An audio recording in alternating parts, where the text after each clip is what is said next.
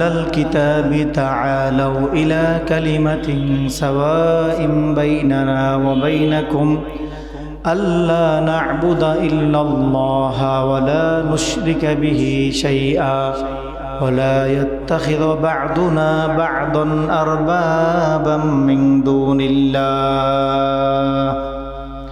وجاء في الحديث أن النبي صلى الله عليه وسلم قال: ألا أخبركم بأكبر الكبائر؟ فقال: ثلاثا. قالوا: بلى يا رسول الله. وكان جلوسا وكان متكئا فقال: ألا وقول الزور، أو كما قال عليه الصلاة والسلام: إن الله وملائكته يصلون على النبي يا أيها الذين آمنوا صلوا عليه وسلموا تسليما. দুরূদ শরীফ পড়ি। আল্লাহুম্মা সাল্লি আলা মুহাম্মাদ ওয়া আলা আলি মুহাম্মাদ কামা সাল্লাইতা আলা ইব্রাহিম ওয়া আলা আলি ইব্রাহিম ইন্নাকা হামিদুম মাজিদ। আল্লাহুম্মা বারিক আলা মুহাম্মাদ ওয়া আলা আলি মুহাম্মাদ كما باركت على إبراهيم وعلى آل إبراهيم إنك حميد مجيد.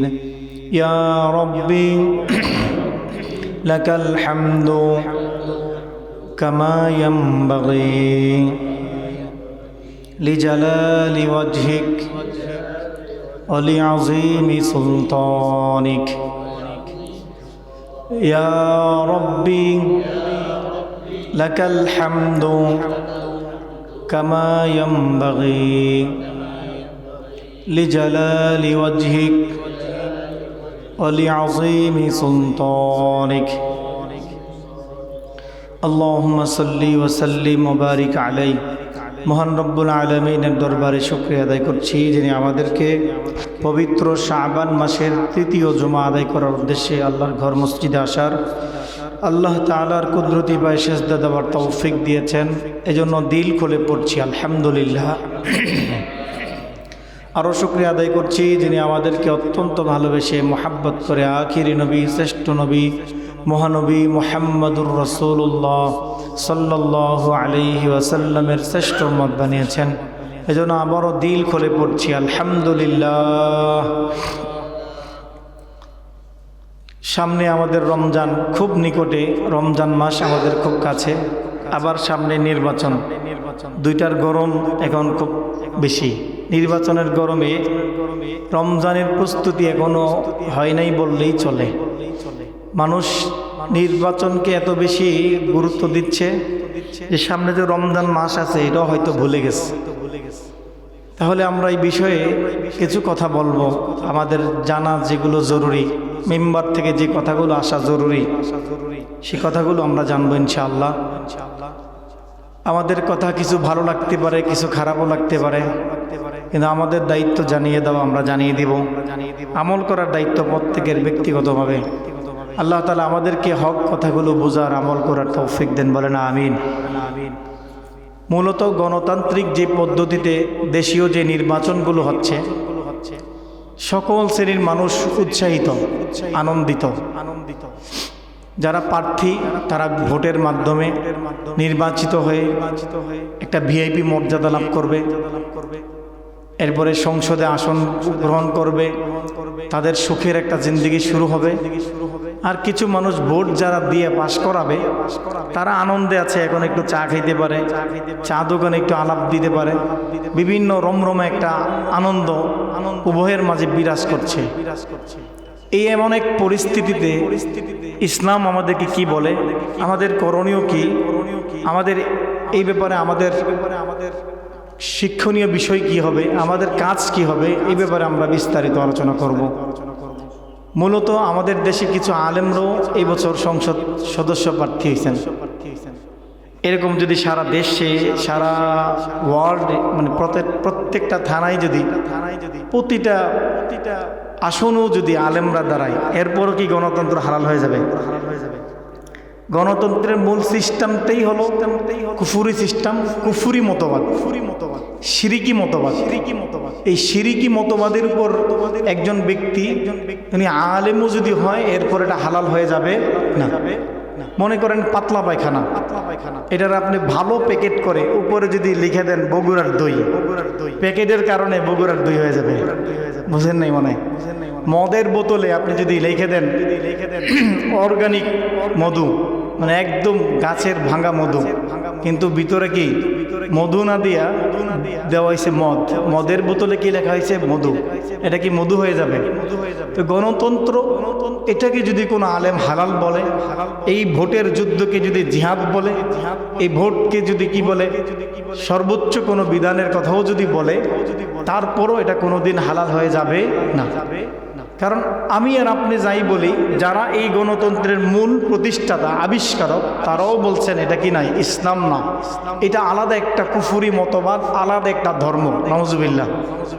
এখন যদি আমাদের দেশে এটা ধর্ম হিসেবে প্রচার করা হয়, তাহলে অনেক ধর্ম অবলম্বীরা এটার মধ্যে আসবে না, ভোট দিবে না। এই জন্য ধর্ম হিসেবে প্রচার না করে এটা রাজনীতিক একটা বিশেষ অংশ হিসেবে সমাজের মানুষকে খাওয়াই দিছে। এখন সব ধর্মের সব বর্ণের লোকেরা তাদের মধ্যে এক আনন্দ আর উৎসাহ বিরাজ করছে। গণতন্ত্র, নির্বাচন, ভোট, সংসদ, এই বিষয়গুলো নিয়ে কথা বলেন ঠিক কিনা? মূলত পশ্চিমা বিশ্বে একটা খাওয়াই দিছে আর কি, একটা বড়ি আমাদেরকে খাওয়াই দিছে। আল্লাহ হেফাজত করেন, বলেন আমিন। তো আরেক শ্রেণীর মানুষ, সাধারণ মানুষের তো এখানে দোষ নাই, ভোট দিলেও কোনো মানুষের কুফুরি হবে না, যদিও ভোটের ব্যাপারটা কুফুরি। কারণ এরা বুঝছে, হুজুররা বলছে, আলেমরা বলছে, এইটা বুঝে ওনারা যখন কাজ করছে, এই কারণে তাদের বড় ধরনের কি হবে না, কোনো সমস্যা হবে না। এই গণতান্ত্রিক পদ্ধতিতে যদি 100 আলেমকেও সংসদে পাঠানো হয়, এরপরও ইসলামের কোনো বিধান প্রতিষ্ঠিত করা সম্ভব হবে না। কারণ আরো 200 জন আছে ইসলামের বিপক্ষে। কথা বলেন? মনে করে একজন আলেম সংসদে গেলে উনি নামাজ বাধ্যতামূলক করে দিবে। উনি সংসদে দাঁড়ায় বলল, মাননীয় স্পিকার, মুসলমান হিসেবে আমাদের নামাজ বাধ্যতামূলক দরকার, আমরা চাই যে রাষ্ট্রীয়ভাবে নামাজকে বাধ্যতামূলক করা হোক।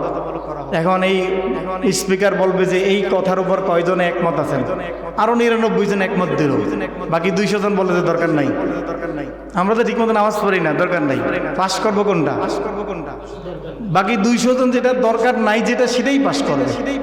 কিন্তু সেই পদ্ধতি বাদ দিয়ে যদি আমরা দাওয়ার পদ্ধতি অবলম্বন করতাম, যদি এই বর্তমানে আলেমরা সমাজের উচ্চপদস্থ জ্ঞানী লেভেলের আল্লামারা যেভাবে মানুষের ঘরে ঘরে, কারখানায় কারখানায়, মানুষের ঘরে, বারান্দায়, বাথরুমে, এর পুকুর পাড়ে যায় যেভাবে নির্বাচনের দাওয়াত দিচ্ছে, এইভাবে যদি ইসলামের দাওয়াত দিত, তাওহীদের কথাগুলো মানুষকে বলতো, আমার মনে হয় ইসলামের গণজাগরণ এই বাংলাদেশে আরো বেশি হতো। ঠিক কিনা বলেন? টাকা খরচ করে করে, লক্ষ লক্ষ টাকা খরচ করে মানুষকে যেভাবে নির্বাচনের দাওয়াত দেওয়া হচ্ছে, সেইভাবে যদি মানুষ ইসলামের দাওয়াতটা মানুষের কান পর্যন্ত পৌঁছাতো, আমার মনে হয় সারা দেশে একটা গণজাগরণ তৈরি হতো, মানুষের মধ্যে ইসলামের মূল্যবোধের এক বড় সম্মান হৃদয়ে লালন করত, নতুন একটা বিপ্লব তৈরি হতো। ঠিক কিনা বলেন? কিন্তু আমরা এটা ছেড়ে দিয়া কিভাবে একজন মানুষ একটু সংসদে যাওয়া যায়, সেই প্রচারণায় প্রত্যেকটা জায়গা থেকে প্রতিটা মানুষ ব্যস্ত, আর আমরাও উৎসাহিত, সবাই আমরা এগুলো নিয়ে খুব আগ্রহের কাজ করছি। কিন্তু আমাদের তো সঠিক কথাটা বলতে হবে, সঠিক কথা তো আপনাদের কান পর্যন্ত বসতে হবে, যেন আল্লাহর কাছে আপনারা আটকে যান। কখনো যেন এই কথা বলতে না পারেন, হুজুর এগুলো আমরা জানছি না, কোনোদিন এগুলো আমরা জানতাম না। আমাদের হুজুররা আমাদেরকে কবরের গেলে কিভাবে আযাব হবে এই ওয়াজ শোনাইছে, হাশরের ময়দানের ওয়াজ শোনাইছে, কোনোদিন এই ওয়াজ আমাদেরকে শোনাই নাই। আল্লাহ আমাদেরকে বুঝ দেন, বলে না আমিন। মূল কথা হচ্ছে গণতন্ত্রের মাধ্যমে ব্যক্তিকে রব বানানো হয়, ব্যক্তিকে মালিক আল্লাহ বানানো হয়, বলে নাউজুবিল্লাহ। আল্লাহ তাআলা কোরআনে বলছেন, কুল ইয়া আহলাল কিতাব, হে আহলি কিতাবীরা, তাআলাউ ইলা কালিমাতিন সাওয়াইম বাইনানা ওয়া বাইনাকুম, আসো এমন এক কালিমার উপর, এমন এক কথার উপর যেটা আমাদের এবং তোমাদের মধ্যে সমতা, সমান সমান, এমন এক কালিমার উপর আসো। তাআলাউ ইলা কালিমাতিন সাওয়াইম বাইনানা ওয়া বাইনাকুম আল্লা না'বুদা ইল্লাল্লাহ ওয়া লা নুশরিকা বিহি শাইআ। সে এক কথা হলো আমরা আল্লাহ ছাড়া কারো ইবাদত করব না, আল্লাহর সাথে কাউকে শরীক করব না। দেখেন গত কয়েকদিন আগেও আমরা শবে বরাতের রাতেই আলোচনা করেছি, ইসলামের মূল কথা হলো এটাই, ইয়াকা না'বুদু ওয়া ইয়াকা নাস্তাঈন। আল্লাহ আপনারই ইবাদত করব, আপনার কাছেই চাইবো, এটাই হলো ঈমানের মূল কথা। আমরা আল্লাহ না'বুদা ইল্লাল্লাহ, আল্লাহ ছাড়া কারো ইবাদত করব না, ওয়ালা নুশরিকা বিহি শাইআ, আল্লাহর সাথে কাউকে শরীক করব না, ওয়ালা ইয়াত্তাখিযা বা'দুনা বা'দান আরবাবা মিন দুনিল্লাহ, আল্লাহ ছাড়া আমরা একে অপরকে কি করব না, আমরা একে অপরকে আরবাবা মিন দুনিল্লাহ, আল্লাহ ছাড়া আমরা একে অপরকে রব বানাবো না। এটাই হলো আমাদের মূল কথা। আজকের এই পদ্ধতিতে ব্যক্তি ব্যক্তিকে রব বানায়, ব্যক্তি ব্যক্তিকে মালিক বানায়, বলেন নাউজুবিল্লাহ। কিভাবে বানায়? মনে করেন সংসদে, আপনারা তো আরও দেখছেন সংসদ সদস্যদের আচরণও দেখেছেন। বিগত সময়ে আপনাদের যাদের হায়াত ছিল, জ্ঞান বুদ্ধি ছিল, আপনারা দেখেছেন সংসদে এরকম 300 আসনে ব্যক্তিরা গিয়েছেন। এই সংসদের মধ্যে নাস্তিকরাও ছিল, এই সংসদের মধ্যে অসংখ্য ব্যক্তিরা জ্ঞানী গুণীরাও ছিল। আবার সমাজের সবচেয়ে নোংরা, সবচেয়ে নিকৃষ্ট গায়ক নায়িকা, এরকম নায়িকারাও সংসদে ছিল কি ছিল না? এখন বলেন সংসদে যখন দাঁড়ায়া এরকমভাবে একজন উপস্থাপন করছে যে মাননীয় স্পিকার, এই আমাদের দেশে জিনা ব্যভিচার বেড়ে যাচ্ছে, যুবকদের একটা সময় নির্ধারণ করে দেওয়া হোক, যুবকদের বিয়ের বয়সটাকে 21 করে দেওয়া হোক, মেয়েদের বিয়ের বয়সটা 18 করে দেওয়া হোক, এমন আইন পাশ করা হয়েছে কি হয়নি? বলেন হয় নাই? না করেন কেন? এটা হয়েছে, সংসদে আইন হয়েছে। এটা এই আইন কি শরীয়তের সাথে সাংঘর্ষিক কিনা বলেন? শরীয়ত বলছে যে প্রাপ্ত বয়স্ক হলে বিয়ে দাও, জিনা ব্যভিচারের কাছে তোমরা যেও না। তারা নির্ধারণ করে দিয়ে জিনা ব্যভিচারকে সমাজের মধ্যে উন্মুক্ত করে দেওয়া হয়েছে। আপনারা জানেন সংসদের আইনের মাধ্যমে সমাজের মধ্যে পতিতালয়কে হালাল করে দেওয়া হয়েছে, যে কারো যদি বউয়ের কাছে যাইতে মন না চায়, কোনো নারীকে নিয়ে পতিতালয় আনন্দ করতে মন চায়, সরকার রাষ্ট্রীয় কি বলে রাষ্ট্রীয়ভাবে স্বীকৃতি প্রদান করেছে পতিতালয়, হালাল পতিতালয় আছে না নাই? আজও পর্যন্ত বাংলাদেশে অসংখ্য জায়গায়, খুলনা বলেন, ময়মনসিংহ বলেন, ঢাকাতে বলেন, অসংখ্য জায়গায় এরকম পতিতালয় আছে না নাই? তাহলে এই পতিতালয় বেশ্যাবৃত্তিকে হালাল করছে। আল্লাহ বলছেন এটা হারাম, আর এই সংসদের লোকেরা বসে বলে আল্লাহর আইন আল্লাহর জায়গায় থাক, আমরা নতুন আইন করলাম এটা হালাল, বলে নাউজুবিল্লাহ। এবার বুঝছেন নি কেমনে মানুষকে রব বানায়? মানুষকে এভাবে রব বানায়। বলতেছে একজন স্পিকার দাঁড়িয়ে বললো যে মাননীয় স্পিকার, যেই হারে আমাদের টেনশন বাড়তেছে, স্ট্রোক করে মানুষ মারা যায়, যদি মাঝে মাঝে 2-1 ঢোক একটু মদ খাওয়া যায় তাহলে মাথার আর ঠিক থাকবো, তাহলে আর এত মাথার মধ্যে এত পেরেশানি উঠতো না। এটা যদি আইন করে দেওয়া হয়, প্রতিটা শপিং মলে যদি 1-2টা মদের বার খুলে দেওয়া হয়, দোকান খুলে দেওয়া হয়, তাহলে যাদের টাকা পয়সা আছে এরা মাঝে মাঝে যায় একটু খাইলেও টেনশন কমলো। এই আইনটা করে দিলে দেশের জন্য ভালো হবে। এবার বললো যে এই আইনের পক্ষে মত দেন, সবাই তো এক ফাটি, সবাই হ্যাঁ এই মদ তো আমরাও খাই, এটা গোপনে, কিন্তু এখন প্রকাশ হইলে এটা সুবিধা, এটা করে দেওয়া হোক। হাই যুক্ত হয়েছে, যুক্ত হয়েছে, বলে নাউজুবিল্লাহ। বুঝছেন কিভাবে হারাম করা হলো? আল্লাহ বলছেন যে ইন্নামাল খামরু ওয়াল মাইসিরু ওয়াল আনসাবু রিজজুম মিনাশ শাইতান। আল্লাহ বলছেন মদ, জুয়া এগুলো হচ্ছে শয়তানের অস্ত্র, শয়তানের নাপাক বস্তু, এগুলোকে আল্লাহ তাআলা হারাম করছেন।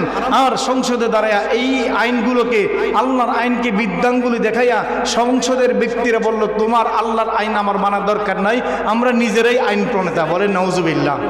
অথচ আইন প্রণেতা একমাত্র কে? ইনিল হুকমু ইল্লা লিল্লাহ, হুকুমদাতা বিধানদাতা একমাত্র কে? আল্লাহ রাসূল। এখন নতুন করে হুকুমদাতা বিধানদাতা আপনার আমরা বানাইয়া সংসদে পাঠাই। কথা বলা লাগবে, ঠিক কিনা বলেন? একটু বুঝে বুঝে বলবেন, না বুঝে ধরলে কিছু বলার দরকার নাই, বুঝে আসলে বলবেন। তাহলে হুকুমদাতা বিধানদাতা আইন প্রণেতা একমাত্র কে? আল্লাহ। কিন্তু আমরা সংসদে লোক পাঠানোর মাধ্যমে আইন প্রণেতা বানাইলাম সংসদ সদস্যদেরকে। এটাই হলো কুফরি মতবাদ, ঠিক কিনা বলেন? সমাজের মধ্যে সুদকে আল্লাহ তাআলা হারাম করছেন। সুদ হালাল না হারাম? যদি কোনো আলেমে সুদ খায় এটা হালাল না হারাম? যদি কোনো প্রেসিডেন্ট খায় হালাল না হারাম? এই হারামের ব্যাপার আল্লাহ তাআলা বলছেন ওয়াদারু মা বাকিয়া মিনার রিবা, সুদের সমস্ত লেনদেনকে তোমরা ছেড়ে দাও, সমস্ত লেনদেনকে তোমরা বন্ধ করে দাও। ফা ইল্লাম তাফআলু ফাআযানু বিহারবিন মিনাল্লাহি ওয়া রাসূলি, যদি সুদ ছাইড়ে দিতে না পারো তাহলে আল্লাহর পক্ষ থেকে যে যুদ্ধের ঘোষণা শুনে রাখো। বলে নাউজুবিল্লাহ। সুদ খাওয়া মানে আল্লাহর সাথে, আল্লাহর রাসূলের সাথে কি করা? যুদ্ধ করা। সুদ খাওয়া মানে আপন মায়ের সাথে জিনা করা। সুদের এত ভয়াবহ গুনাহ থাকার পরও রাষ্ট্রীয়ভাবে যদি আজকে আপনারা 300 জনকে সংসদে পাঠিয়ে দেন, তারা যাইয়ে কি বলবে? সব ব্যাংক আমরা বন্ধ করে দিলাম, নতুন করে শরিয়া বোর্ডের ইসলামী ব্যাংক চালু করলাম। এরকম করা সম্ভব? বলেন সম্ভব? সম্ভব না। তাহলে তাহলে শরীয়তের সমস্ত অকাট্য বিধিবিধানগুলোকে এরকমভাবে বিদ্যাঙ্গুলি দেখাইয়া নতুন করে আইন প্রণেতার মাধ্যমে যে বিষয়গুলো করা হয়, এটার নামই হলো গণতন্ত্র। বলেন নাউজুবিল্লাহ। তাহলে এই গণতন্ত্রের মাধ্যমে পৃথিবীতে কোনো দিন ইসলামের বাস্তবায়নের স্বপ্ন যারা দেখায় তারা এই স্বপ্ন দেখাতে পারবে না, বাস্তবায়ন করতে পারবে না, কোনোদিনও না। যদিও বলে এই ভোট দেওয়া একটা জিহাদ, এই জিহাদ করেও আপনি কোনোদিন বিজয় গাজী হয়ে কখনো ফিরতে পারবেন না, কারণ এই পদ্ধতিতে গলত। আবার কেউ আপনাদের কি বুঝাইছেন, আপনারাও বুঝে নিছেন যে আমরা আগে যাই একটা চেঞ্জ করি, এটার ভিতরে আমরা চেঞ্জ করব, এই সিস্টেমটা আমরা বন্ধ করে দেব। আপনি কি মনে করেন এত সহজ, এত সোজা? এটা কি এমনি চলে না বিদেশিদের কিছু আছে কিনা বলেন? নজর আছে না নাই? আপনি দেখবেন গোপনে বৈঠক হয়, লন্ডন হয়, ভারতে হয়, আমেরিকা হয়, বিভিন্ন দলের সাথে বিভিন্ন বৈঠক হয়। এগুলো কি কিছু বুঝেন না শুধু মার্কা দেখে লাফান? এগুলো আমাদের বোঝা দরকার। আজকের যুগে এই নির্বাচনও যদি কোনো দল বিপুল ভোটে পাশ করে, এরপরে এরা ক্ষমতা দখল করতে পারবে না যদি পশ্চিমা বাবুদের মন মতো না হয়। ঠিক কিনা বলেন? এরকম আমরা দেখছি, মিশরে দেখেছি, সব মানে গণভোটে অত্যাধিক ভোটে পাশ করার পরও ক্ষমতায় বসতে পারে নাই, কারণ দাদা বাবুরা খুশি না এইটা আসলে ক্ষতি, এর দরকার নাই, এটা সরাও। এরকম ক্ষমতা ভোটে পাশ করার পরও ক্ষমতা গ্রহণ করতে পারে নাই। তার মানে কি বুঝেন? তার মানে হচ্ছে এই ভোট হলো একটা সিস্টেম। মূল হচ্ছে পশ্চিমা দাদা বাবুদের নজর, পশ্চিমাদের ভারতের নজর। এরা যদি বলে না ও ঠিক আছে, আমাদের জন্য ঠিক আছে, পশ্চিমাদের জন্য ঠিক আছে, এরা যদি মনে করে না ওর ঠিক আছে, তাহলে ও ক্ষমতা দখল করতে পারবে। কথা বলেন ঠিক কিনা? তাহলে যেই পদ্ধতিগুলো আমরা বলতেছি, প্রত্যেকটা পদ্ধতির মধ্যে গলত আছে, প্রতিটা পদ্ধতির মধ্যে ভুল আছে। আমাদেরকে এই ভুলগুলো থেকে বের হওয়া লাগবে। আমাদের মধ্যে সচেতনতা আমাদের মধ্যে জাগ্রত করতে হবে। আমাদেরকে শরিয়া নিয়ে পড়াশোনা করতে হবে, জানতে হবে, বুঝতে হবে।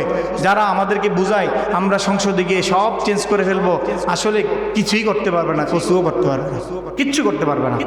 এরা তাদের পশ্চিমাদের খুশি করানো ছাড়া আর ভারতের দাদা বাবুদেরকে খুশি করানো ছাড়া এই জনগণের কল্যাণে কিছুই করতে পারবে না। এটাই বাস্তবতা। আচ্ছা, সংসদে যে আপনারা চেঞ্জ করে ফেলবেন, তো চেঞ্জ করলে তো এটার গণতন্ত্র থাকে না। যেমন ফিকার কিতাবে আছে মদ হারাম, তো মদের মধ্যে যদি কেউ লবণ মিশায়া এটাতে খায়, এটা হারাম না, তখন এটা মদ থাকে না, এটার নাম হয় যে সিরকা। এটা কি হয়? সিরকা বুঝেন তো? মানে এটা একটা মিষ্টি পানি। মদ এটার খোলার পরে এটার ঝাঁজটা যদি চলে যায়, লবণ দিয়ে যদি আপনি এটাকে খায়, তো এটার মদ থাকে না। তাহলে আপনি গণতন্ত্র বাদ দেন, আপনি বলেন গণতন্ত্রকে চেঞ্জ করবেন, মানে লবণ দিবেন। লবণ দিলে তো এটার নাম আর মদ থাকে না। মদ থাকলে তো হারাম, মদ না থাকলে তো হালাল। নাম যখন পরিবর্তন হয়ে যায় তখন তো হালাল হয়ে যায়। আপনি গণতন্ত্র বাদ দিয়া নতুন বিপ্লবের সূচনা করেন, তাহলে আমরা বলবো আপনারটাই সঠিক, আমরা আপনাদের সাথে থাকবো, আমরা আপনাদের জন্য আমাদের সর্বোচ্চ ব্যয় করবো। কথা বলেন ঠিক কিনা? পরিবর্তন করেন, সিস্টেম চেঞ্জ করেন। সিস্টেমের ভিতরে থেকে বলেন করবো না, এটা উম্মতকে ধোঁকাবাজি করা হচ্ছে, উম্মতের সাথে ধোঁকা দেওয়া হচ্ছে। ঠিক কিনা বলেন? মুহতারাম, এই নির্বাচন উপলক্ষে আমাদের সমাজে কি পরিমাণ গুনাহ হচ্ছে, কি পরিমাণ গুনাহের সয়লাভ হচ্ছে, আমি আপনাদেরকে 10টা পয়েন্ট শোনাচ্ছি, মনোযোগ দিয়ে শুনবেন। 10টা পয়েন্ট। এক নাম্বার, মিথ্যা প্রতিশ্রুতি দেওয়া হচ্ছে। মিথ্যা প্রতিশ্রুতি। সবাই শুধু বলতেছে আপনাদেরকে কার্ড দিব, ফ্যামিলি কার্ড দিব, এরপরে আরেক দল বলছে আপনাকে জান্নাতের কার্ড দিব। শুধু কার্ড, কার কার্ডের চেয়ে কার কার্ড বেশি দামি, এরকম মিথ্যা প্রতিশ্রুতি আছে না নাই? তাইলে মিথ্যা কোনোদিন হালাল হয়ে যায়? নির্বাচন উপলক্ষে হালাল হয়ে যায়? কোনো কারণে মিথ্যা হালাল হয়? কোনো কারণে কোনোদিন মিথ্যা হালাল হবে না। অথচ মিথ্যা প্রতিশ্রুতি, মিথ্যা কথা, মিথ্যা ওয়াদা এরকম অহরহ দেওয়া হচ্ছে। আল্লাহ তাআলা সূরা জুমারের মধ্যে বলেছেন, মিথ্যার ব্যাপারে বলেছেন, আলা ইন্নাল্লাহ লা ইয়াহদি মান হুয়া কাযিবুন কাফফার। যারা মিথ্যাবাদী তাদেরকে আল্লাহ তাআলা কোনোদিন হেদায়েত দিবেন না। বলেন নাউজুবিল্লাহ। এবার দেখেন রাসূলুল্লাহ সাল্লাল্লাহু আলাইহি সাল্লাম বলেছেন, সহিহ বুখারীতে হাদিস এসেছে, আল্লাহ রাসূল সাল্লাল্লাহু আলাইহি সাল্লাম বলেছেন, ইন্নাল কাযিবা ইয়াহদি ইলাল ফুজুর ওয়া ইন্নাল ফুজুরা ইয়াহদি ইলান নার। রাসূলুল্লাহ সাল্লাল্লাহু আলাইহি সাল্লাম বলেন যে মিথ্যা মানুষদেরকে পাপের দিকে নিয়ে যায় আর পাপ মানুষকে জাহান্নামে নিয়ে যায়। বলেন নাউজুবিল্লাহ। তাহলে এই মিথ্যা প্রতিশ্রুতির সয়লাভ নির্বাচন উপলক্ষে এই গুণাটা আছে না নাই? একটু সবাই বলেন আছে না নাই? এই যে মিথ্যা প্রতিশ্রুতি দেওয়া হচ্ছে এটা পুরোটাই পাপ, পুরোটাই গুনাহ, আর পাপ মানুষকে জাহান্নামী বানায় ছাড়বে। বলেন নাউজুবিল্লাহ। আপনি হয়তো ভাবতেছেন এটা তো এরকম হয় নির্বাচন উপলক্ষে বলবে আপনার ঘরের ঘাটা পর্যন্ত আমরা ফাঁকা করে দিব।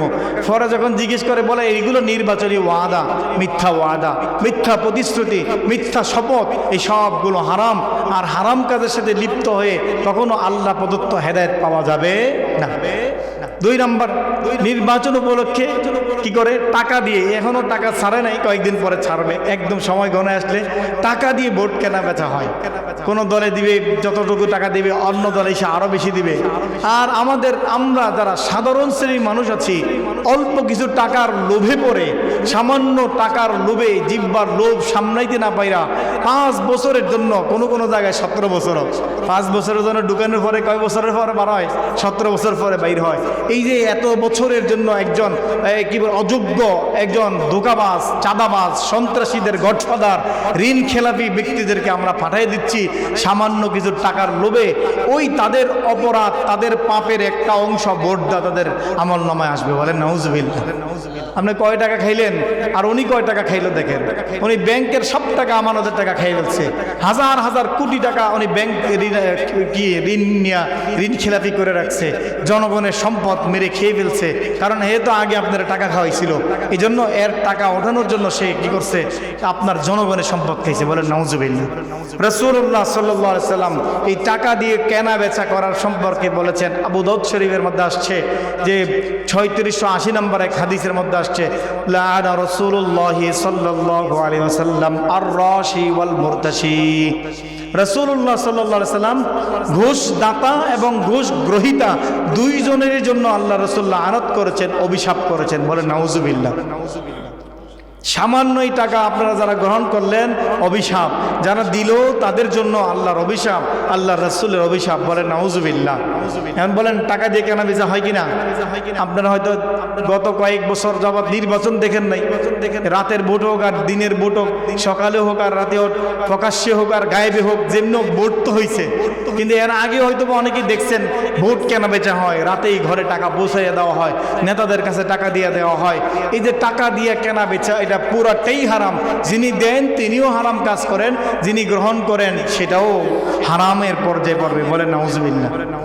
সাদওয়ানে বসে চা খেতেছেন, নেতা হিসেবে বলতে সব আমার পক্ষ থেকে হাদিয়া। এটা হাদিয়া না, এটা ঘুষ। হুজুর আমরা তো ঘুষ খাই না। আপনারা ঘুষ খান না, নির্বাচনের সময় ঠিকই খাওয়া হয়। বলেন নাউজুবিল্লাহ। নির্বাচনী 1 কাপ গরম চাও খাওয়া যাবে না। আবার অনেকে গরম চান আরো বড়টাও খায়, আর অন্য বড়টাও খায়, টাকাও পকেটে চলে আসে। বলে নাউজুবিল্লাহ। 3 নম্বর, নির্বাচন উপলক্ষে আমানতের খেয়ানত হয়। এই আমানতের খেয়ানত ঘরে ঘরে হচ্ছে। ভোট একটা নির্দিষ্ট একটা আমানত, এই আমানতের মাধ্যমে যোগ্য সৎ ব্যক্তি এরকম আমানতদারিতার সাথে সংসদে দেওয়ার কথা ছিল, কিন্তু এই আমানতের খেয়ানত হচ্ছে। আল্লাহ তাআলা সূরা নিসার 58 নম্বর আয়াতে বলেছেন, ইন্নাল্লাহা ইয়া'মুরুকুম আন তুআদ্দুল আমানাতি ইলা আহলিহা। আল্লাহ তাআলা তোমাদেরকে আদেশ করেন যেন তোমরা আমানতদাতা, ইন্নাল্লাহা ইয়া'মুরুকুম আন তুআদ্দুল আমানাতি ইলা আহলিহা, যেন তোমরা আমানত যথাযোগ্য ব্যক্তির কাছে পৌঁছে দাও। আজকে এই পদ্ধতিতে যোগ্য আমানত যোগ্য ব্যক্তির কাছে কখনো পৌঁছানো হয় না। এই কারণে এইটা একটা প্রতারণার শামিল। যোগ্য ব্যক্তিকে যদি দিতে পারেন তো আপনার আমানত ঠিক থাকবে, আর না হয় এটা পুরাটাই লস। বলেন নাউজুবিল্লাহ। লস কিনা বলেন? আপনি দিলেন, শেষ, এটা জলে গেছে। রাসূলুল্লাহ সাল্লাল্লাহু আলাইহি সাল্লাম বলেন, লা ঈমান লিমান লা আমানাতা লাহু, ওই ব্যক্তির ঈমান নাই যার আমানতদারি ঠিক নাই, যার আমানতের ঠিক নাই তার ঈমান নাই। বলেন নাউজুবিল্লাহ। তাহলে নির্বাচন উপলক্ষে হচ্ছে কি হচ্ছে না বলেন? ব্যক্তির 4 নাম্বার, ব্যক্তির চরিত্র হনন করা হচ্ছে। ব্যক্তির কি হনন করা হয়? চরিত্র হনন করা হয়। দাঁড়াইয়াই অমুক দলের এই নেতা এই কথা বলেছে, অমুক দলের নেতা এইটা বলছে, দাঁড়াইয়াই বিপক্ষ বিরোধী দলকে দমন করার জন্য তার কথার রেশ ধরে তার চরিত্র হননের বিভিন্ন কথা এরকম উঠাইয়া এছাড়া কি সমাবেশ হয়? আরেক দলের বিরোধী দলের মন্দচার বলা ছাড়া কি কোনো সমাবেশ হয়? নির্বাচনী সমাবেশ হয় না। নির্বাচনী সমাবেশ জমে না। এই নির্বাচনী সমাবেশ মানে অন্যের গীবত করা, শিকায়াত করা, মিথ্যা বলা, আরেকজনের নামে অপবাদ দেওয়া, ব্যক্তির চরিত্র হনন করা, এটাই হলো নির্বাচনী সবার মূল কাজ। বলেন নাউজুবিল্লাহ। তাহলে কি করা হচ্ছে? সূরা হুজুরাত আয়াত নাম্বার 11 আল্লাহ তাআলা বলেন, ওয়ালা তালমিজু আনফুসাকুম ওয়ালা তানাবাজু বিল আলকাব বিসাল ইসমুল ফুসুকি বা'দাল ঈমান। রাসূল সাল্লাল্লাহু আলাইহি সাল্লাম বলেছেন, নামের বিকৃত করা, ব্যক্তির নামে অপবাদ দেওয়া, নামের বিকৃত করা, এগুলো ঈমানের পরে সবচেয়ে বড় জঘন্যতম কবিরা গুনাহ। বলেন নাউজুবিল্লাহ। নামের বিকৃত করা হচ্ছে, বিভিন্ন কার্টুন তৈরি করা হচ্ছে, নামটারে বিকৃত করে প্রকাশ করা হচ্ছে। এইগুলো ব্যক্তিগত চরিত্র হননের যে কাজগুলো নির্বাচন উপলক্ষে আছে না নাই? আপনি দেখছেন, আপনারা এগুলো সব জানেন, জানা কথাগুলো আপনাদেরকে বারবার বলছি। একটা দলের জন্য জান প্রাণ দিচ্ছে, যখন দল নমিনেশন দেয় না তখন যে ছিল জানের শত্রু সে হয়ে যায় পরাণের বন্ধু। আছে না নাই? নির্বাচনী চরিত্র বুঝেননি আপনারা? নির্বাচনী চরিত্র হলে এরকম, আপনার জন্য জান দিবে, প্রাণ দিবে, সব করবে, কিন্তু আপনি যদি খেলাফত না দেন, মানে নমিনেশন না দেন, তখন কি করবে? আপনার দল থেকে যাইয়া বিদ্রোহী দলে ঢুকবে, আপনার শত্রুকে পরাণের বন্ধু বানাইয়া আপনার বিরুদ্ধে কথা বলবে। আছে না নাই? এগুলো হলো নির্বাচনী প্রতারণা। ব্যক্তির মান, ইজ্জত, সম্মানের উপর আঘাত করা, এটা হচ্ছে ঈমানের পরে সবচেয়ে বড় জঘন্যতম কবিরা গুনাহ। বলেন নাউজুবিল্লাহ। বিসাল ইসমুল ফুসুক বা'দাল ঈমান, ঈমানের পরে নাম বিগ্রানো, নাম বিকৃত করা সবচেয়ে বড় কবিরা গুনাহ। নাউজুবিল্লাহ। এরপরে দেখেন 5 নাম্বার, সহিংসতা, জুলুম, অত্যাচার, এটা অহরহ ঘটতে থাকে নির্বাচন উপলক্ষে। অহরহ ঘটতে থাকে, অন্যের উপর জুলুম করা, নির্যাতন করা। এরপরে ভোটে যখন পাস করবে, এরপরে দেখবেন জুলুম, নির্বাচন, জুলুম, নির্যাতন, এটা কাকে বলে? সহিংসতা কাকে বলে? দলীয় কিছু ক্যাডার থাকে, বিরোধী দলের যেমন ক্যাডার থাকে, দলীয় ক্যাডার থাকে। সরকার বাহিনী দিয়ে যতটুকু দমন নিপীড়ন করে, দলীয় ক্যাডার দিয়ে এর চেয়ে বেশি করে। ঠিক কিনা বলেন? এই তো পুলিশ, আর্মি, র্যাব, বিডিআর, এগুলো তো মূল কাজ করে কে? দলীয় ক্যাডাররা। দেখবেন পুলিশের পোশাক পরে, অস্ত্র নিয়ে পুলিশের আগে দাঁড়ায় থাকে বিরোধী দলকে দমন করার জন্য। এরা কারা? এরা কারা বুঝেন? এরা হচ্ছে দলীয় ক্যাডার। বলেন নাউজুবিল্লাহ। এই সহিংসতা এগুলো চলতে থাকবে নির্বাচন উপলক্ষে। এই ব্যাপারে আল্লাহ কি বলেন? সূরা ইব্রাহিম আয়াত নাম্বার 24 আল্লাহ বলেন, ওয়ালা তাহসাবান্নাল্লাহা গাফিলান আম্মা ইয়ামালুজ জালিমুন। তোমরা কখনো এই জালেমদের ব্যাপারে আল্লাহ গাফেল এটা মনে করবা না, এমন ধারণা করবা না। ওরা তাহসাবান্নাল্লাহ গাফিলান আম্মা ইয়ামালুজ জালিমুন, যে আল্লাহ তাআলা জালেমদের সম্পর্কে জানে না, এমনটা মনে করবা না। ইন্নামা ইউআখিরুহুম লিয়াউমিন তাশখাসু ফীহিল আবসার। আল্লাহ ওই দিন পর্যন্ত জালেমদেরকে সুযোগ দিয়ে রাখেন যেই দিন চোখ নিম্নগামী হয়ে যাবে। সেই দিন কোন দিন? কিয়ামতের দিন। ওই দিন পর্যন্ত আল্লাহ সুযোগ দেন, মৃত্যু পর্যন্ত সুযোগ দিয়ে দেন জালিমদেরকে। এই জালিমদের ব্যাপারে আল্লাহ জানে না এমন না, প্রতিটা জুলুমের বিচার হবে, প্রতিটা জালিমের বিচার হবে, 2 দিন আগে হোক পরে হোক। হয়তো আমরা দেখছি তো, ইতিহাসে দেখছি তো, ফেরাউন, নমরুদ, কারুনের বিচার এই জমিনে হয়েছে কি হয় নাই বলেন? এবং কিয়ামতের দিনও আল্লাহ তাআলা কঠিন বিচার করবেন। এই যুগের ফেরাউন যারা ছিল তাদের ব্যাপারেও আমরা বলছি এটারও অবশ্যই বিচার হবে। যারা জুলুম করেছে, নির্যাতন করেছে, মানুষের ইজ্জতের উপর আঘাত করেছে, বিচার হয়েছে কি হয় নাই বলেন? দেশের মাটি থেকে পলায়ন করা লাগছে। বলেন নাউজুবিল্লাহ। তাহলে ব্যক্তিগতভাবে মানুষের উপর জুলুম নির্যাতন এটার ব্যাপারে আপনারা মনে করবেন না আল্লাহ জানে না, আল্লাহ সব কিছু জানে। এবার দেখেন 6 নম্বর যে নির্বাচন উপলক্ষে লেবাস চেঞ্জ হয়ে যায়।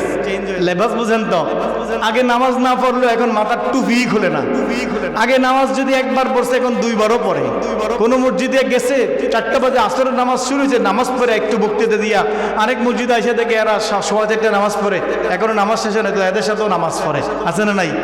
হ্যাঁ, নির্বাচনের সময় তাহাজ্জুদও পড়ে, নির্বাচনের সময় কি করে? তাহাজ্জুদও পড়ে, আবার নির্বাচনের সময় মাজার জিয়ারতও করে। আলেমদের ফায়ে ধরে বসে থাকে, এরকম বড় বড় আলেমদের কাছে যায়, ফায়ে ধরে বসে থাকে, দোয়া নেই। আবার যখন ক্ষমতায় আসে ওই আলেমের হাতে হাত করা লাগিয়া জেলখানায় নিত, এরা বিন্দু পরিমাণ এদের বুক কাঁপে না, ঠিক কিনা বলেন? আবার ফায়ে ধরতো এদের মানে লজ্জাবোধ হয় না। এরা হচ্ছে এই শ্রেণীর মানুষ। নির্বাচন উপলক্ষে এদের লেবাস চেঞ্জ হয়ে যায়, বলেন নাউজুবিল্লাহ। এদের সম্পর্কে আল্লাহ তাআলা স্পষ্ট বানিয়েছে সূরা মাউনের মধ্যে 4 থেকে 6 3টা আয়াত আল্লাহ বলছেন আল্লাযীনা হুম আন সলাতিহিম সাহুন। এরা এমন লোক যারা মানুষ, আল্লাযীনা হুম আন সলাতিহিম সাহুন, যারা কি করে? আন সলাতিহিম সাহুন, তাদের নামাজ সম্পর্কে বেখবর থাকে। এই প্রতারণা আছে না নাই? আছে না নাই? আল্লাহু আকবার। 7 নম্বর মুনাফিকি করা। মুনাফিকি তো বুঝেন, মুনাফিকি এখন বলছে একটা, পরে এটা ভুলে যায়, পরে এগুলো মনে থাকে না। এগুলো হলো মুনাফিক। দ্বিচারিত, 2 রকম আচরণ। এক সময় একটা আচরণ, পরে আর একটা আচরণ। এক সময় বলবে এই দল খারাপ, কিছুদিন পরে দেখবে এই দলের সাথে আর বন্ধুত্ব। মুনাফিকি আচরণ মানে এক সময় একটা বলবে এই কথা, একটু কয়েকদিন পরে এটা পরিবর্তন হয়ে যাবে, চেঞ্জ হয়ে যাবে। এই পরিবর্তন মুনাফিকি। এক জায়গায় এক কথা, আরেক জায়গায় আরেক কথা। এই মুনাফিকি আচরণ নির্বাচন উপলক্ষে আছে না নাই? আল্লাহ তাআলা বলেছেন সূরা নিসা স্পষ্ট আসছে, আল্লাহ তাআলা বলেন ইন্নাল মুনাফিকিনা ফিদ দারকিল আসফালি মিনান নার। আল্লাহ তাআলার কাছে সবচেয়ে জঘন্যতম যেই ব্যক্তির নাম সেটা হলো মুনাফিক। তাকে আল্লাহ তাআলা জাহান্নামের অতল গহ্বরে সবচেয়ে নিম্ন জায়গা আল্লাহ তাআলা তাকে স্থান দেবেন। নাউজুবিল্লাহ পড়েন। তাহলে মুনাফিকের স্থান কোথায়? সবচেয়ে নিম্ন জায়গায়, সবচেয়ে নিম্নতম স্থানে মুনাফিকের জায়গা। আল্লাহু আকবার। নির্বাচন উপলক্ষে এই মুনাফিকি শুরু হয়, মুনাফিকি কার্যক্রম চলতে থাকে। এরপর আর কি অসুবিধা হয়, আর কি গুনাহের কাজ হয়? আর একটা গুনাহের কাজ হচ্ছে নির্বাচন উপলক্ষে উচ্চ আওয়াজে মাইকে গান বাদ্য বাজাইতে থাকে। এবং ইসলামী দলেরও গান, আবার এই নন ইসলামিক দলেরও গান। কারণ এখানে ইসলামিক আর নন ইসলামিক হিসাব না, পুরোটা হিসাব হলো গণতান্ত্রিক হিসাব। বুঝেন তো কথা? এই জন্য নাম হয়তো ইসলামিক, কিন্তু কার্যকলাপে দেখবেন সবই অন ইসলামিক। দেখবেন এই নির্বাচন উপলক্ষে উচ্চ আওয়াজে গান চলতেছে, মসজিদে নামাজ চলতেছে, মাইকে প্রচারণা চলতেছে, জনসভা চলতেছে, মানুষের নামাজের ডিস্টার্ব হচ্ছে, এই ব্যাপারে কোনো পরোয়া নাই। উচ্চ আওয়াজে, অথচ হাদিসে আসছে বৃদ্ধ মানুষ থাকে, অসুস্থ মানুষ থাকে, তাদের ক্ষতি হয় এমন উচ্চ আওয়াজে কোরআন তেলাওয়াত করা, ইসলামিক কোনো সভা করা, এটারও কোনো অনুমতি নেই। আছে? আপনি আরেকজনের কষ্ট দিয়া আপনি এরকমভাবে জোরে আওয়াজে তেলাওয়াত করা নিষেধ, জোরে আওয়াজে বয়ান করে এটা নিষেধ। অনেক অসুস্থ মানুষ থাকে, হাড়ে দুর্বল মানুষ থাকে, শিশু বাচ্চারা থাকে। শিশু বাচ্চারা এখন সরু সরের সাথে বেশি পারে নির্বাচনী গান শুনতে শুনতে শুনতে এগুলো সব মুখস্থ হয়ে গেছে। কি করবে? সমাজটাই এভাবে সাজানো হয়েছে উচ্চ আওয়াজে মানুষদেরকে কষ্ট দেওয়ার গুণাটাও নির্বাচন উপলক্ষে অহরহ হচ্ছে। বলে নাউজুবিল্লাহ। আর কি হচ্ছে? সর্বশেষ যেটা বলবো সেটা হচ্ছে মানুষ হত্যা। আপনি দেখবেন যদি কোনো জায়গায় বুঝে যায় যে এই আসরে উনি হেরে যাওয়ার সম্ভাবনা আছে, তো সেখানে ওনার ক্যাডার বাহিনীকে লাগাই দিবে, মারো পিটাও। মানুষ হত্যা করতে তারা কখনো কুণ্ঠাবোধ করে না। কারণ এখানে মূল মাকসাদ জনগণের সেবা না, মূল মাকসাদ হচ্ছে নিজের আখের গোছানো, নিজের পেট ভারী করা, বিদেশে যাইয়া বেগম পাড়ায় বাড়ি করা, এই নিজের এক আইসি জীবনের জন্য। যদি দেখতেছে আমি কোটি টাকা খরচ করলাম কিন্তু নির্বাচনে নিশ্চিত পরাজয়ের সম্ভাবনা দেখে, তখন মানুষ হত্যা করতে এরা কখনো কুণ্ঠাবোধ করে না। ঠিক কিনা বলেন? মানুষ হত্যা করতেছে নির্বাচন উপলক্ষে। আপনারা যেগুলো দেখে নির্বাচনের দিন এরকম 2 দলের দল এরকম যে ঝগড়া করে যে মানুষগুলো মারা যায়, আপনারা মনে করেন এরা শহীদ হয়ে গেছে। এরা শহীদ হবে। শহীদের কোন ক্যাটাগরিতে পড়বে? এরা হচ্ছে আসাবিয়তের জন্য, ব্যক্তিগত স্বার্থের জন্য, কোনো এক গোষ্ঠীর স্বার্থকে উদ্ধার করার জন্য যেই লড়াই হয়, এই লড়াইয়ের মধ্যে যারা মারা যায়, নিহতকারীও জাহান্নামে যাবে, যিনি হত্যা করেছে হত্যাকারীও জাহান্নামে যাবে। বলে নাউজুবিল্লাহ।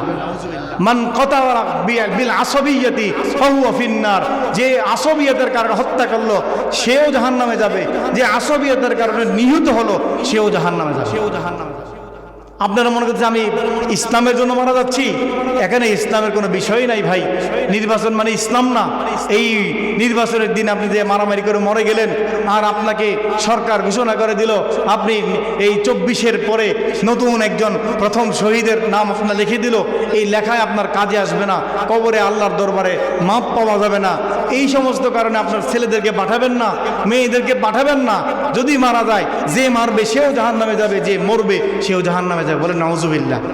আর একজন মানুষ হত্যা করা আল্লাহর কাছে এত জঘন্য, এত ভয়ঙ্কর অপরাধ। আল্লাহ তাআলা বলেন, মান ক্বাতালা নাফসান বিগাইরি নাফসিন আও ফাসাদিন ফিল আরদি ফাকান্নামা ক্বাতালান নাসা জামিআ।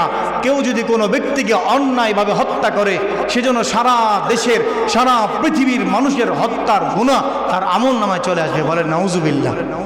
মানুষ হত্যা এত ভয়ঙ্কর, এত বড় অপরাধ।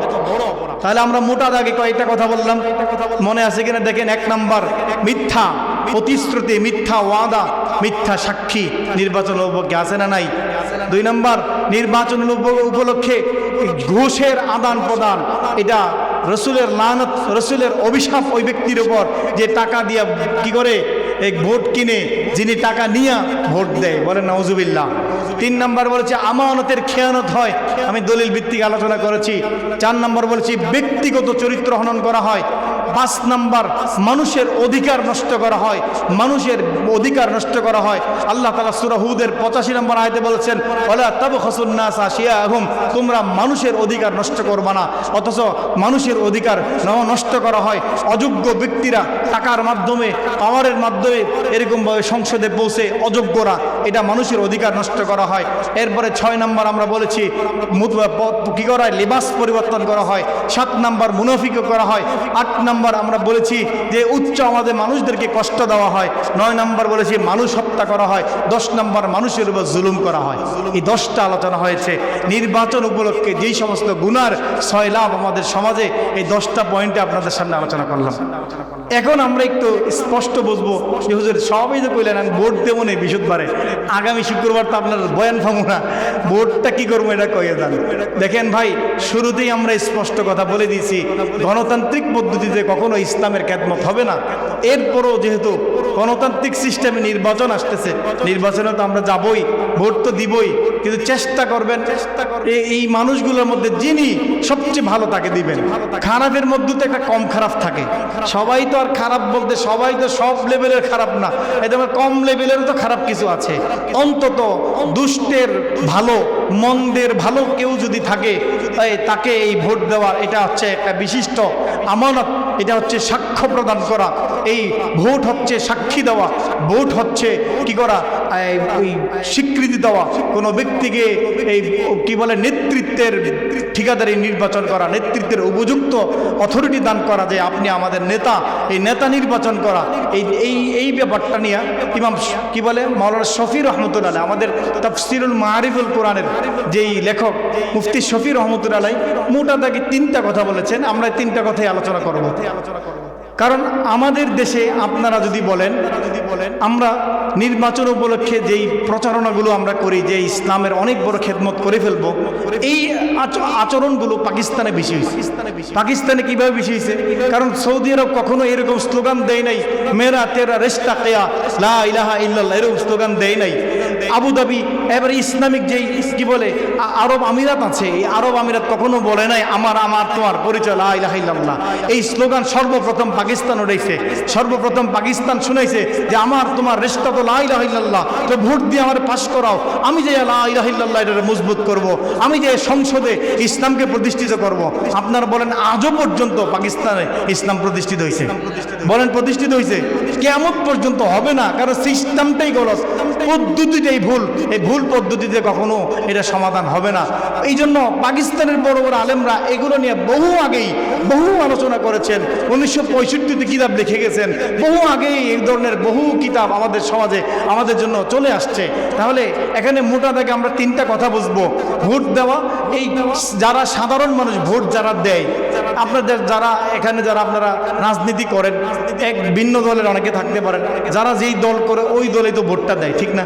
যে যেই দল করে, আরে আপনারা যত ওয়াজ করে উনি দল ত্যাগ করে আরেক জায়গায় ভোট দিবে না। ভোটের ক্ষেত্রে সবচেয়ে জোয়ার হচ্ছে ভাসমান মানুষদের ভোট, যারা কোনো দল করে না। এরা যেদিকে ছুটছে মনে করেন এই দল এবার ক্ষমতায় যাবে।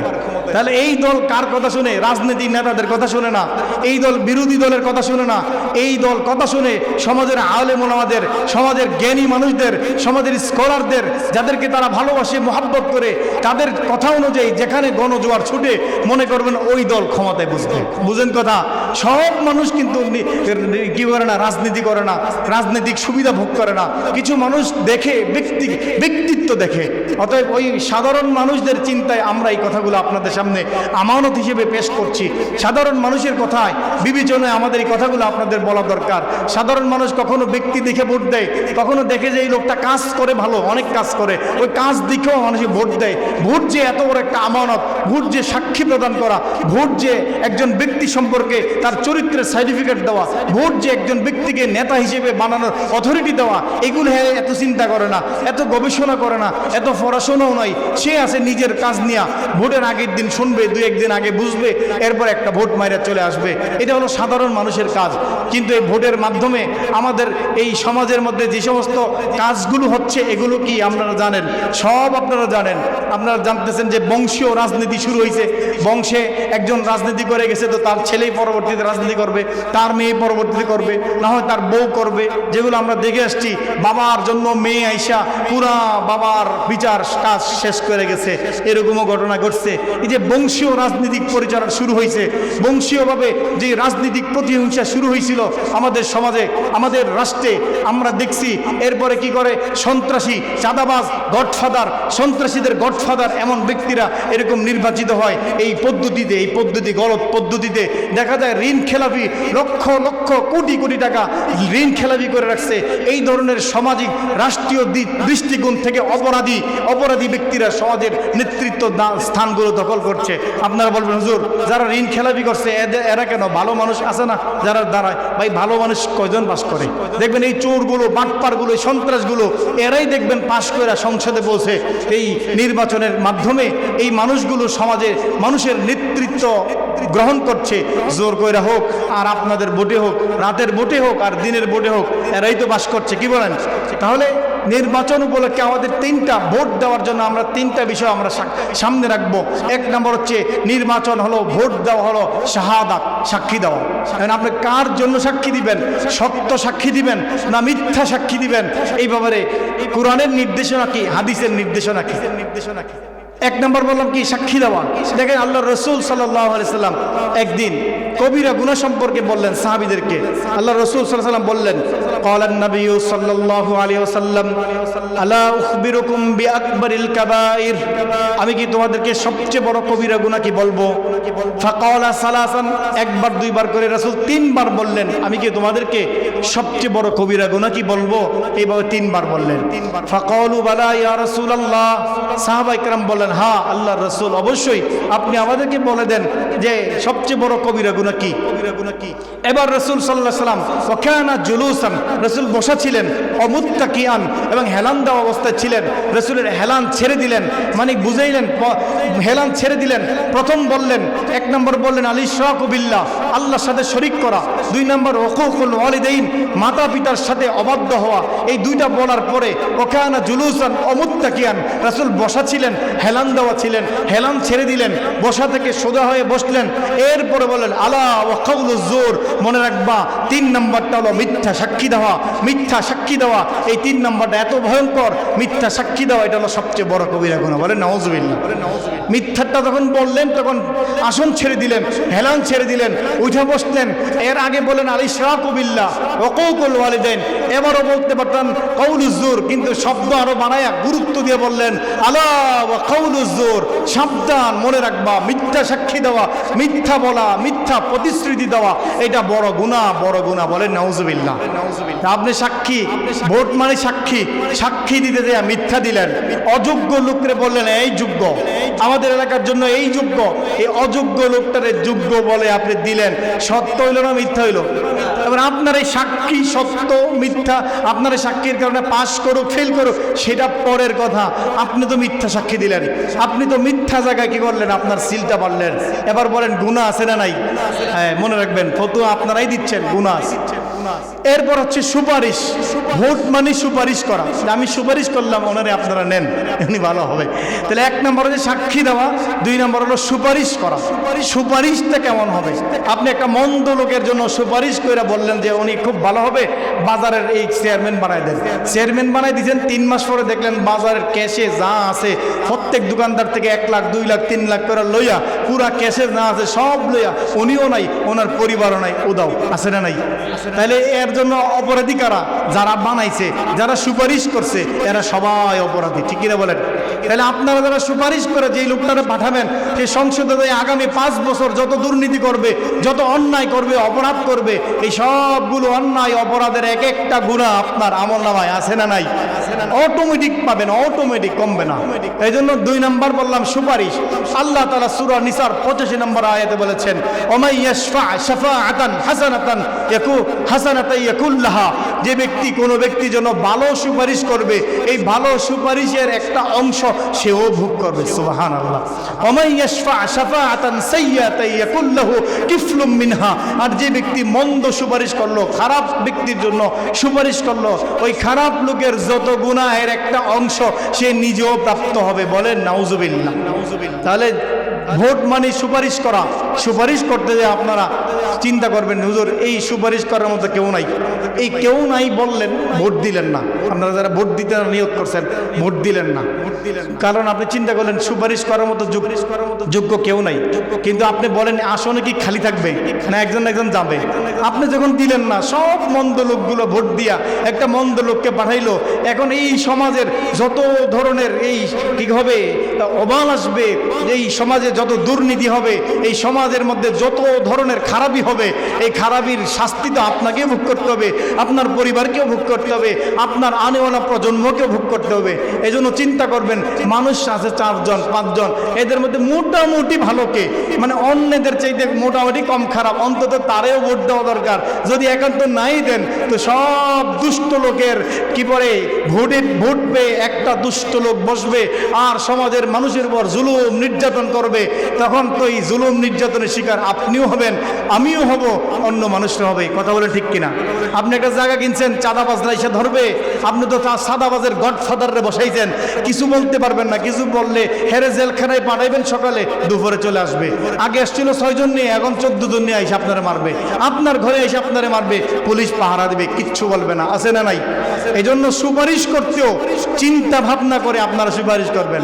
আমি কোনো মার্কার কথা বলছি না যে কোন মার্কায় ভোট দিবেন, বলতেছি আপনার সুপারিশ আপনি কোথায় করবেন। বুঝছেন তো কথা? এই সুপারিশ করতে যে আপনি সুপারিশ করছেন, কিন্তু আপনার সুপারিশ পাস করে নাই। মনে করেন আপনি একটা মার্কায় দিচ্ছেন, খুব ভালো মনে করে, ওই মার্কা পাস করে নাই, আপনার কোনো লস নাই। আপনি আল্লাহর কাছে জবাবদিহিতা থেকে মুক্তি পেয়ে যাবেন, আপনি আল্লাহর দরবার বেঁচে যাবেন। আপনার সুপারিশে পাস করে নাই সেটা অন্য হিসাব। স্বয়ং রাসূলুল্লাহ সাল্লাল্লাহু আলাইহি সাল্লাম এক জায়গায় সুপারিশ করছিলেন, সুপারিশ গ্রহণযোগ্য হয় নাই। হযরত বারিরা রাদিয়াল্লাহু তাআলা আনহা, উনি একজন গোলাম বাদী ছিলেন, আয়েশা রাদিয়াল্লাহু তাআলা আনহার গোলাম, উনি মুক্ত করে দিয়েছেন। মুক্তি করার পরে ওনার যে স্বামী মুগীস, উনি ওনারে তালাক দিছে যে আমি আপনার সাথে থাকবো না, এটা বিচ্ছিন্ন হয়েছে। কোনো কারণে স্বামী যখন তালাক দিছে, স্ত্রী কিছুদিন পর র্যাঙ্ক বেড়ে গেছে, দাম বেড়ে গেছে, মুক্ত হয়ে গেছে, স্বাধীন হয়ে গেছে। এখন উনি স্বাধীন, ওনার স্বামী গোলাম। এখন স্বামী ওনার পিছনে পিছনে ঘুরে। হাদিসে আসছে, সহিহ বুখারীতে আসছে, রাসূল বলছেন যে আমি দেখছি তারে গলিতে গলিতে, ওই মেয়ে, বাড়িরা কিন্তু সুন্দর না, কালো মেয়ে, এই মেয়ের পিছনে পিছনে ঘুরতে, তার পায়ে পায়ে পিছনে পিছনে ঘুরতো, দিন কি দিন রাত কি রাত দেখতো, এই মেয়ের পিছনে ঘুরতো, কিন্তু মেয়ের ভাবটাই দিত না। স্বামী স্ত্রী ছিল, তালাক হয়ে গেছে। একদিন আল্লাহ রাসূল বাড়ি রেখে ডাকলেন, ডাইকা বললেন যে তুমি মুগীসকে বিয়ে করো, যেহেতু একটা দুর্ঘটনা হইতেই গেছে, বিয়ে করে নাও। 3 তালাক ধরেছে না, তালাক তো একটা না হয়েছে, আর বিয়ে তো করা যাবে। সে বলতেছে যে ইয়া রাসূলুল্লাহ, এটা কি আপনার আদেশ না সুপারিশ? যদি আপনার আদেশ হতো মানা আমার জন্য জরুরি, কারণ আল্লাহ আল্লাহ রসুলের আদেশ মানা জরুরি। কার নাকি আপনার সুপারিশ এটা বলেন। রাসূল বলছে এটা আমার সুপারিশ, আদেশ না। তো উনি বলছে ইয়া রাসূলুল্লাহ আপনার সুপারিশটা আমি গ্রহণ করতে পারলাম না। এখন কোন নবী সুপারিশ করছেন সব পেয়ে গেছেন, নবীর সুপারিশ গ্রহণযোগ্য হওয়া লাগবে এমনটা কি নয়, জরুরি না। আপনি ভোট দিলেন, সুপারিশ করলেন, যোগ্য ব্যক্তি নির্বাচন করলেন, উনি পাশ করে নাই, আপনার কোনো ক্ষতি নাই, ওনারও কোনো ক্ষতি নাই, আপনি আমি বেঁচে গেলাম, বলেন ঠিক কিনা? সর্বশেষ হলো আপনার আমার ভোটের দ্বারা একজন কি নেতা নির্বাচিত হবে, একজন যোগ্য ব্যক্তি, একজন নেতা, একজন সমাজের অধিপতি কি বলে দায়িত্বশীল নির্বাচিত হবে। এই দায়িত্বশীল নির্বাচনের আগে একটু চিন্তা করবেন, ওই যে 10টা পয়েন্ট আলোচনা করলাম, ওনার দ্বারা এই 10টা কাজ হবে কিনা, না সমাজের উন্নয়ন হবে, মানুষের কল্যাণ হবে, জনগণের ফায়দা হবে, এগুলো বুঝবেন। এরপরে আপনার এই সাক্ষী দেওয়ার চেষ্টা করবেন। আর যদি দেখেন যে না দরকার নাই, তাহলে আপনারা চিন্তা আপনারা করবেন। কিন্তু বিস্তারিত কোরআন হাদিস থেকে যে বিষয়গুলো আপনাদের পর্যন্ত আমানতের সাথে পৌঁছে দেওয়া আমাদের দায়িত্ব ছিল, আমরা আমানতের সাথে আপনাদের পর্যন্ত পৌঁছে দিলাম। আপনারা বাকিরা আপনাদের সিদ্ধান্ত চিন্তা, আপনাদের জবাবদিহিত আপনাদের। আল্লাহ আমাদেরকে আপনাদেরকে উত্তম অভিভাবক নির্বাচন করার তৌফিক দেন, বলেন আমিন। আমাদের এই সমাজ ব্যবস্থা যেন পরিবর্তন হয়, আমাদের এই সমাজের মানুষদের মধ্যে যেন এক গণজোয়ার তৈরি হয়, ইসলামের খেলাফত প্রতিষ্ঠার জন্য যেন মানুষের মধ্যে গণজোয়ার তৈরি হয়। এজন্য আমরা নিজেরাও ব্যাপকভাবে কাজ করি, নিজেরাও দাওয়াতের কাজ করি। কারণ দাওয়াতের কাজ এমন একটা কাজ, আওয়ামী লীগকেও দাওয়াত দেওয়া যায়, বিএনপিকেও দাওয়াত দেওয়া যায়, জামাতকেও দাওয়াত দেওয়া যায়, পৃথিবীর প্রতিটা সেক্টরের মানুষকে দাওয়াত দেওয়া যায়, নারীকে পুরুষকে দাওয়াত দেওয়া যায়, উচ্চ পদস্থ নিম্ন পদস্থ প্রতিটা মানুষের কানে কানে দাওয়াত পৌঁছানো যায়। আর এই দাওয়াত যদি হয় আমার একমাত্র তাওহীদের জন্য, এই জমিনে আল্লাহর জমিনে আল্লাহর বিধানকে প্রতিষ্ঠা করার জন্য, তাহলে এক সময় বিপ্লব হবে। আর এই বিপ্লব তৈরি হবে যদি দাওয়াতের কাজ বেশি হয়, ঘরে ঘরে হয়, মানুষের যুবকদের মধ্যে, বৃদ্ধদের মধ্যে, নারীদের মধ্যে, সর্বশ্রেণীর মানুষের মধ্যে যদি দাওয়া ইলাল্লাহ প্রতিষ্ঠিত হয়ে যায়, দাওয়াতের কাজ চরম আকারে চলতে থাকে, তাহলে মানুষের মধ্যে গণজোয়ার তৈরি হবে, গণ সচেতনতা তৈরি হবে। তখন এই জোয়ার যেই দিকে চলবে সেই দিকে বিজয় হবে। আর এই জোয়ার যদি ইসলামের পক্ষে আসে, আল্লাহর খেলাফত আল্লাহর এই জমিনে প্রতিষ্ঠা করার জন্য জোয়ার তৈরি হয়, তখন কোনো রাজনীতি দল এই জোয়ারকে ঠেকায় রাখতে পারবে না। ইনশাআল্লাহ ইসলামের বিজয় হবেই, চূড়ান্ত পর্যায়ে বিজয় হবে ইনশাআল্লাহ, বলেন ইনশাআল্লাহ। আল্লাহ আমাদেরকে সঠিক বুঝ, সঠিক সমাজ দান করেন, বলেন আমিন। চার কাবলা জমা সুন্নাহ পড়েন।